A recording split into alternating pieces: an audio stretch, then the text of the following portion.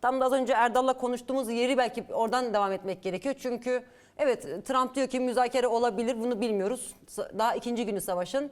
Ve bunun işte sadece işte bir nükleer amaçla olmadığını, sadece belki yeni geldiğinde rejim değişikliği de olmadığı, bir dizayn üzerinden yapılan bir süreç olduğunu aşağı yukarı öngörebiliyoruz. Şimdi bunun tabii hem Türkiye ayağı, hem Orta Doğu, hem Kürdistan ayağı var. Bir yandan da Türkiye'de Önder Apo'yla yürütülen bir süreç var. Tam da işte 27 Şubat'ta Önder Apo'nun bir mesajını aldık ve bunun tartışmaları yürütülüyordu. Bir gün sonrası böyle bir saldırı başladı ve şimdi bence o mesaj bugün, yani savaşın ikinci gününde belki daha çok anlam kazanıyor. Belki böyle demek gerekir. Bunun niyesini hocam size sorayım. Biraz mesajı bu bağlamda alalım. Yani çünkü yine böyle müdahalelerle bir dizayn hali var ve şimdiye kadar biz evet şeyi konuşuyoruz. Şuraya vurdu, buraya vurdu ama şu ana kadar yüzlerce ölü var. Yani dün İran'da bir okulda çocuklar öldürüldü. Yani bu savaşın en büyük gerçeği halklar açısından yıkım ve ölüm gerçeği olduğudur. Yani bir yandan evet, baskı altında yaşayan halklar yıllardır rejimlerin değişmesini bekliyor ama şu an ölüm altındalar, aynı zamanda bir ölüm kıskacındalar. Biraz da belki bu anlamda Önder Apo'nun mesajını şu anki artık bu savaşın en can yakıcı sürecinde ele almak gerekir. Söz sizde hocam, buyurun. Yani bundan bir yıl önce Başkan Apo'nun yayınlamış olduğu manifesto aslında onun çok daha önceden Üçüncü Dünya Savaşı sürecinde Türkiye, dört parça Kürdistan ve bölge için ne gibi felaketlere yol açacağını tahmin etmesinin bir sonucu olarak karşımıza çıktı. Yani Başkan Apo, Türkiye içinde basit bir barış, basit bir demokratikleşmeyle sınırlı bir stratejiye sahip değil. Zaten şu sıralarda pek sözü edilmiyor olsa bile Orta Doğu Konfederal Ortak Evi stratejisi aslında Üçüncü Dünya Savaşı'na karşı bir alternatif olarak ortaya atılmış bir strateji. Bu öngörü, bu öngörü başkanın geçtiğimiz gün manifestodan bir yıl sonra yapmış olduğu konuşmanın hemen ertesi günü İran'a karşı başlatılan savaşla bütünüyle doğrulanmış durumdadır. Bu birincisi. İkincisi, uzunca bir zamandır, yani aylardan beri Başkan Apo'nun bu manifestosu ve genel olarak paradigmaları temelinde yapılan saldırıların temelsizliği de net bir şekilde ortaya çıkmış bulunuyor. Yani dünya durumunun, bölgedeki durumu halklar açısından ne kadar elverişsiz hale geldiği çıplak şekilde gözlerimizin önündedir. İsrail ve Amerika Birleşik Devletleri Birinci Basra Savaşı'ndan bu yana akıllarına ne estiyse hepsini hayata geçirmek üzere küstahça harekete geçti. Bunun karşısında hiçbir devlet duramadı. Ne Rusya, ne Çin bu hayasız akını durduracak bir inisiyatif alamadı. Benim sesim yankılanıyor. Arkadaşlar düzeltebilirse düzelsin. Stüdyoda sesiniz normal Veys abi. Evet. Evet, sanıyorum düzeldi. Şimdi ne görüyoruz? Şunu görüyoruz. Başkan Öcalan çok önemli bir savunma stratejisi geliştirmiş durumda. Bir an için düşünelim. Eğer gerçekten de devletin içinde norm içi bir devlet varsa, bu devlet Başkan Apo'nun kapısını çalmakta çok büyük ölçüde gecikti. Yapılan müzakereden bu yana sadece bir yıl geçti. Öcalan'ın stratejisinin hayat bulması, uygulanabilmesi için bu çok kısa bir zaman sürecidir. O nedenle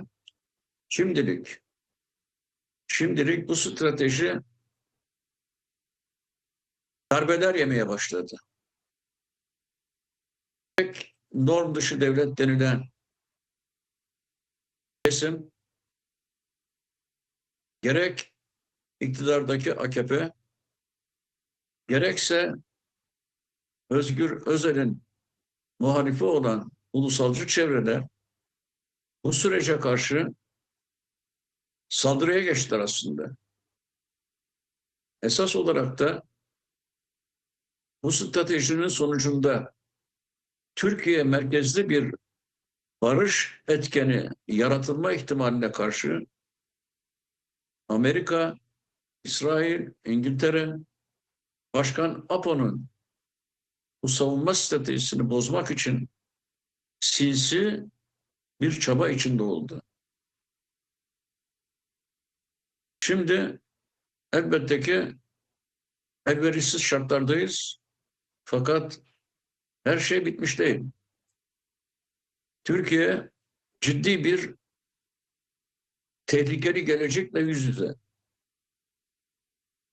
Konuşan arkadaşlar arada işte müzakere olur mu olmaz mı? Trump böyle bir şey söyledi. Acaba içeride bir rejim değişikliği gerçekleşir mi, gerçekleşmez mi? Bir kara harekatı aslında görünmüyor türü konuşmalar yaptılar. Elbette bir bildikleri var. Fakat benim siyasi tecrübem bu gibi durumlarda en yumuşak ihtimalleri değil, en kötü ihtimalleri hesaba katmayı bana öğretti. Bu savaş sürebilir, uzayabilir. Demin gösterdiniz, evler, havaalanı bombalandı. Başka yerlerde bombalanabilir. İran belki de Türkiye'deki bir Amerikan üssünü vurabilir. Biz başından beri Başkan Öcalan'ın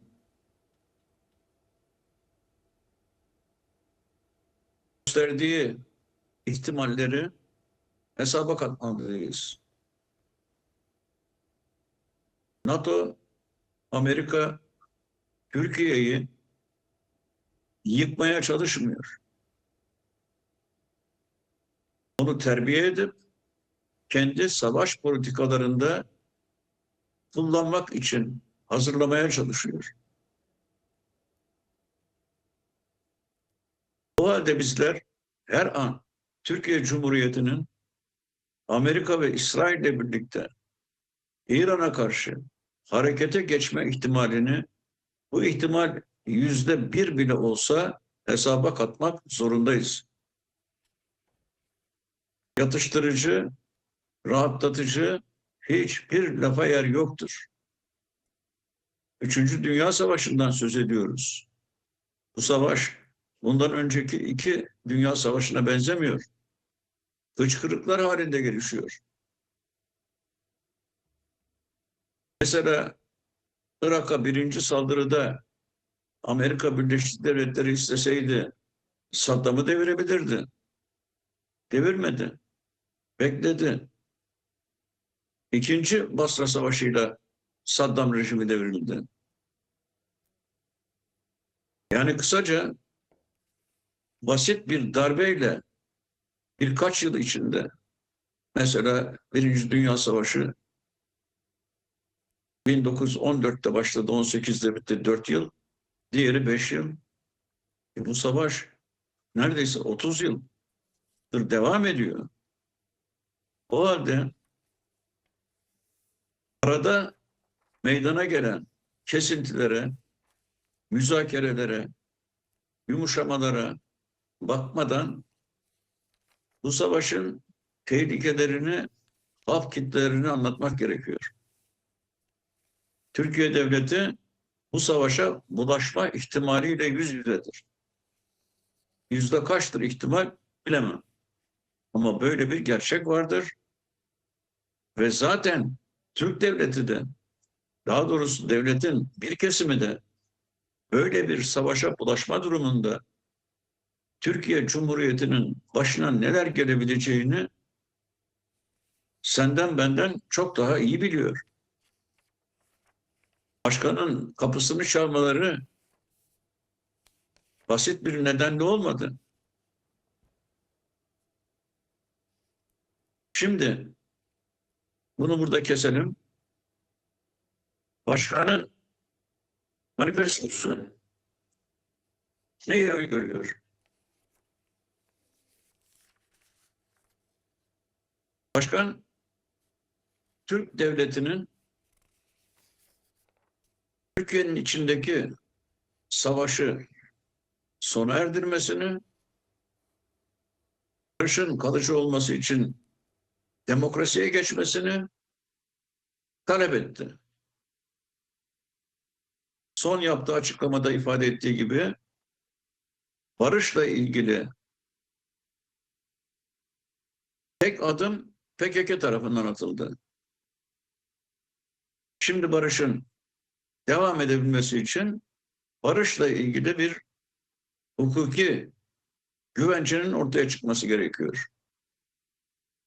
Demokratik toplum ya da demokrasi için ise çok daha derinlemesine adımların atılması şart.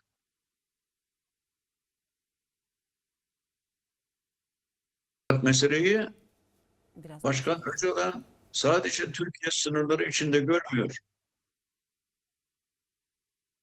Üçüncü Dünya Savaşı'nın merkezi olan Orta Doğu'da bölgesel barış için çok stratejik önerilerde bulunuyor. Bütün parçalardaki Kürt halkının ulusal birliğini savunuyor. Bu halkların, Kürt halkının her parçada devletlerini demokratikleşme yönünde harekete geçmeye çağırıyor. Bu demokratikleşme temelinde her parçada Kürt halkının Arap halkıyla, Fars halkıyla entegrasyonundan söz ediyor. Ne için? Bölgede bu dört parçanın içinde bulunduğu devletlerin birbirleriyle ittifakının gerçekleşmesi için. Böyle bir ittifak, böyle bir ittifakın itici gücü bu dört bölgedeki Kürt halkıdır. Kürt halkı bütün bu devletlerin demokratikleşmesinde rol oynayabilir. Böyle bir demokratikleşme Orta Doğu'da Türkiye Cumhuriyeti ile diğer üç devletin tek bir ittifak cephesinde birleşmesine imkan hazırlayabilir. Bu gerçekleştiği zaman ne Amerika Birleşik Devletleri ne İsrail bu muazzam güç karşısında şimdiki attığı adımları hiçbirini atamaz. Başkan Öcalan'ın stratejik yönelimi budur. Bunu basit bir Türkiye'de kardeşleşme falan meselesi gibi görmek büyük hata olur. Bu strateji bölgesel bir stratejidir. Dünya Savaşı'nı başlamış olduğu merkezde durdurma stratejisidir. Ve şimdi görüyoruz ki bu strateji ne kadar hayati bir önem taşımakta. İran'a karşı başlatılan savaş bunu gösteriyor. Peki hocam. Toparlarsak Burada bu kadar. peki hocam. Erdal. Şimdi Veys Sarı Sözen, biraz Türkiye'nin pozisyonu aşmanızı rica edeceğim. Çünkü esas olarak yani Kürt meselesi denkleminde konuştuğumuzda halihazırda siz de Kürt Halk Önderi Abdullah Öcalan'ın hem stratejisi hem yapmak istediklerini vurguda bulundunuz. Türkiye'nin tam olarak planı ne yani bundan sonrası için? Çünkü artık yeni bir dönem var Orta Doğu'da. işte Türkiye'nin büyük bir dayanaktı Kürt meselesi söz konusu olduğu için ya da söz konusu olduğu zaman İran büyük bir dayanaktır. Ama artık varlığını bir süre sürdürse de yaralıdır. Yani zayıflamıştır. Daha da öyle anlaşılıyor ki zayıflayacaktır. Önümüzdeki günler neyi gösterir bilmiyoruz. Bu durumda Türkiye'nin politikası nedir? Yani nasıl bir tabloyla karşı karşıyayız? Nasıl bir politikayla karşı karşıyayız? Türk devleti, demin sözünü ettiğim gibi, bu 3. Dünya Savaşı'nın yeni aşamasında başının çok büyük ölçüde derde gireceğini biliyor. Kazara bir kara harekatında Türkiye yer alırsa, bir İran-Türkiye savaşı demek her iki ülke için yıkım demektir. Görüyoruz atılan bombaların arş-ı aleme kadar bulutlar halinde yükseldiğini görüyoruz. Mevcut silahlar 1. ve 2. Dünya Savaşı'ndaki silahları çocuk oyuncağına çevirmiştir. Bir savaş kazanan kim olursa olsun her iki ülkeyi birden yıkıma sürükler. Türk devleti bunun farkındadır. Biliyor durumunu. Elindeki gücü biliyor. Başına gelecekleri biliyor. Fakat Türkiye'nin ne yapacağı meselesi sadece Türk devletinin iradesine bağlı değildir. Türkiye'de bir iktidar var ve bu iktidar sallantılı bir durumdadır. Temelleri çökmeye başlamıştır. Ve aynı zamanda Amerika Birleşik Devletleri'nin ve İsrail'in ağır şantajlarıyla karşı karşıyadır. Suça bulaşmıştır. Suç dosyaları bu devletlerin kasalarında duruyor. Dolayısıyla iktidar kendi iktidarını koruyabilmek için bu şantajlara her an boyun eğebilir. Bu bir. Buna karşılık Türkiye'de demokratik güçler böyle bir felaketi önleyebilecek adımlar atabilirler. Şu anda yapılması gereken en önemli iş, Türkiye Büyük Millet Meclisi komisyon raporu ile ilgili atılacak adımları meclis komisyonlarında rutin bir çalışma içinde zamana yaymayı önlemektir. Peki hocam. Erdoğan, Şimdi Veysi Sarı Sözen izninizle Erdoğan, bir şey sorayım öyle kapatalım.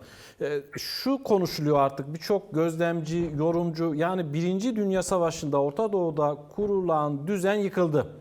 2 devlet kalmıştı, İran ve Türkiye. Şimdi İran'ı vuruyorlar. Dolayısıyla İran'dan sonra sıranın Türkiye'ye geleceği söyleniyor. Türkiye kendi dinamikleriyle bu değişim dönüşümü, yani bir saldırıya uğramadan, dışarıdan bir müdahaleye maruz kalmadan değişim dönüşümü gerçekleştirebilir mi? Ya da akıbeti kaçınılmaz olarak İran gibi mi olacak? arkadaşlar, Türkiye Cumhuriyeti NATO üyesi bir ülke. Ona sıra gelecekse eğer ne Suriye gibi gelir, ne Libya gibi gelir, ne Amerika gibi, İran gibi gelir. Türkiye Cumhuriyeti Amerikan emperyalizmiyle, NATO'yla iç içe bir ülkedir. Dünya kapitalist sisteminde belirli bir yeri vardır. Sıra başka türlü gelecektir. Demin dediğim gibi sıra, örneğin Türkiye'de rejimi devirmek ya da Türkiye'de sistemi bilmem ne yapmak, Türkiye'yi işgal etmek falan gibi değil. Fakat Türkiye'yi Orta Doğu'da Amerikan ve İsrail yayılmasının vurucu gücü haline getirmek için terbiye edeceklerdir. Sıra böylece gelecektir. Yarın İran'a karşı bir askeri kara harekatına girişirse Türkiye, anlayacağız ki sıra tamam, şimdi Türkiye'ye gelmiştir. Yoksa Türkiye'ye ne Amerika, ne İsrail, ne bir başka ülke herhangi bir kara harekatı düşünmemektedir. Yani zaten bu saçma bir tez olur. Bu Bu ülkeler Müdahale ile sadece Türkiye farklıdır. askeri olmuyor. Veysel Sarı Sözen, sizin de ifade ettiğiniz gibi vaktinde Condoleezza Rice'in ifade ettiği 22 devlete müdahale edeceğiz ama bu bütün devletlere askeri müdahale edeceğiz anlamına gelmiyor demişti. Anlayamadım Erdoğan. Şunu soruyorum, yani vakti zamanında ABD Dışişleri Bakanı Condoleezza Rice bir açıklamada bulunmuştu. Demişti ki Orta Doğu'da 22 ülkeye müdahale edeceğiz ama bu bütün ülkelere askeri müdahalede bulunacağız anlamına gelmiyor. Elbette, elbette. Yani hayır, bir de Türkiye'ye niye, yani Türkiye'ye askeri müdahalede bulunmaları için Türkiye ne yapıyor ki Amerika'ya? Türkiye Amerika Birleşik Devletleri'nin neredeyse uydusu gibi bir ülke. Yani böyle bir durum yok. Sorun şu: Türkiye, Amerika'nın ve İsrail'in kendisini İran'a karşı kullanmasını bir felaket yaratacağı için korkuyor. Böyle bir savaşa sürüklenmek demek Türkiye'nin yıkımı demektir. Başkan Apo da zaten başından beri İsrail'in Orta Doğu'daki durumuna karşı Türkiye'yi sistematik olarak uyarıyor. Dört parça Kürdistan'daki Kürt halkıyla birleşen bir Türkiye, Orta Doğu'da barış etkeni haline gelebilir. Bozmak istedikleri Başkan Apo'nun stratejisidir. Amerika'nın ve İsrail'in hedefindeki strateji Başkan Apo'nun stratejisidir. Türk devletinin değil. Dolayısıyla şunu söylemek istiyorum. Bu stratejiyi utanmazca bir şekilde teslimiyet vesaire olarak niteleyenler akıllarını başlarına almalılar. Eğer bu strateji çöküntüye uğrarsa o zaman ne işçi sınıfını, ne kadınları, ne Türkiye halklarının yapabilecekleri hiçbir şey kalmaz. Peki. Ne diyoruz? Bu son şanstır. Bu sırada son sözlerimi ifade edeceğim. Türk devleti eğer gerçekten 3. Dünya Savaşı'na bulaşmak istemiyorsa, ki bulaşacağı kadar da daha beter bulaşmak istemiyorsa, acilen derhal rapordaki nispeten olumlu kimi adımları atmalıdır. İkincisi, başta Başkan Öcalan olmak üzere Cumhuriyet Halk Partisi'nin Cumhurbaşkanı adayı İmamoğlu olmak üzere bütün siyasi tutsaklarla ilgili terimi her ne kadar beğenmiyor olursak olalım söyleyeyim, derhal bir genel af ilan etmelidir. Bütün bölgedeki 4 devlet olarak üçüyle saldırmazlık anlaşmaları yapmalıdır. Böyle işte dağdan indireceğiz. Bir kısmı suç işlemiştir, bir kısmı işlememiştir falan diyerek değil. Tüm gerilla güçlerini kayıtsız, şartsız, serbestçe siyasi alana dahil olmasına evet demelidir. Bunlar yapıldığı zaman Bahçeli'nin, Erdoğan'ın sabahtan akşama kadar söyledikleri iç cephe ancak böyle güçlenir. Peki hocam. Sen rakip partinle meydan muharebesi yapacaksın. Kürt halkının 50 yıllık kazanımlarını ortadan kaldıracak kurnazlıklar peşinde koşacaksın ve kendini bu ortamda 3. Dünya Savaşı'ndan uzak tutacaksın. Böyle bir şey mümkün değildir. Peki hocam. Herhal bu radikal adımların atılması şarttır.